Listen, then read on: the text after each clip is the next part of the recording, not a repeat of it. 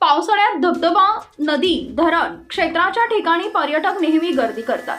Picnic स्पॉटवर अपघात घडल्याच्या अनेक घटना समोर येत असतात. चॅनलवरती नवीन असाल तर मराठी न्यूजला जरूर सबस्क्राईब करा. आता अपघाताचा असाच एक व्हिडिओ सोशल मीडियावर जोरदार व्हायरल होताना दिसत आहे. ही घटना मध्य प्रदेशातील इंदूर येथील प्रसिद्ध लोदिया कुंड येथे घडल्याची माहिती समोर आली आहे. लोदिया कुंडमध्ये एक कार अचानक खाली कोसळते. ज्यावेळी ही कार वरून खाली कोसळली त्यावेळी त्या कारमध्ये 12 वर्षीय मुलगी बसली होती. या मुलीला वाचवण्यासाठी तिच्या वडिलांनी सुद्धा उडी मारली. दोघांनाही कुंडात बुडताना पाहून उपस्थित पर्यटकांनी त्यांना बचावासाठी पाण्यात उडी मारली.